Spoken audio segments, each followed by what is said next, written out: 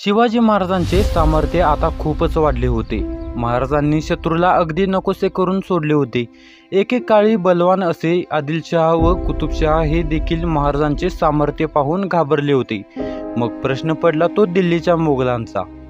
महाराजांनी त्यासाठी आपले वकील आदिलशहा व कुतुबशहाकडे पाठवले, परंतु आदिलशहा मात्र एकत्र येण्यास तयार नव्हता। कुतुबशहाने मात्र त्यांचे म्हणणे मान्य केले व त्यांना भेटीसाठी बोलविले।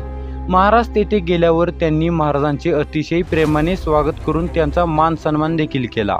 त्यानंतर या दोघांच्या फौजांनी एकत्रित मोहीम काढून कर्नाटकातील बराचसा प्रदेश जिंकला।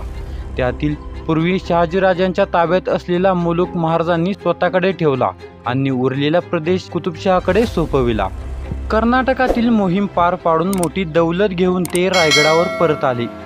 त्यांनी ही मोहीम अतिशय व्यवस्थितपणे पार पाडली, परंतु त्याची महाराजांना फारच दगदग झाली। त्यांची प्रकृती बिघडण्यास सुरुवात झाली। वैद्यांनी त्यांना पूर्णपणे विश्रांती घेण्यास सांगितले। महाराजांना आतापर्यंतच्या काळात कधीही शारीरिक विश्रांती मिळालेली नव्हती। महाराज आता जसे शरीराने थकले होते तसेच ते मनाने देखील थकले होते।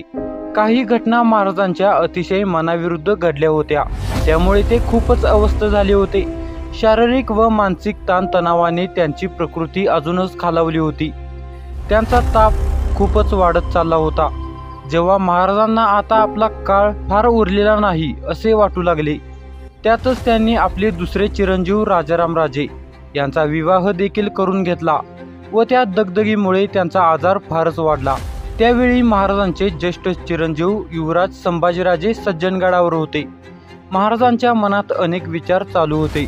अनेक वीरांनी रक्त सांडून स्वराज्याची उभारणी केली होती आणि ते स्वराज्य आपणानंतर सर्वांनी मिळून व्यवस्थित सांभाळावे अशी त्यांची इच्छा होती।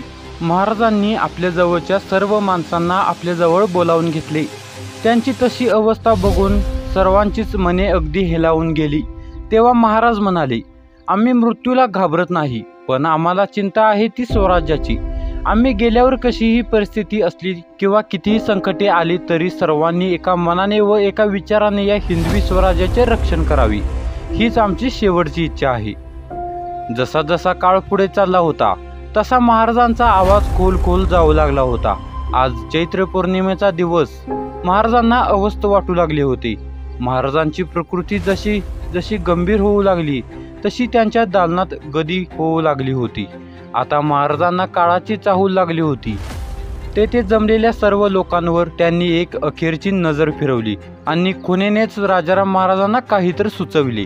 तसेच राजाराम महाराज उठले आणि त्यांनी महाराजांच्या मुखात गंगाजल घातले, तुळशीपत्र घातले। एवढ्यात महाराजांनी आपले डोळे मिटले, ते कायमचेच। खरोखर तो क्षण फार अवघड होता।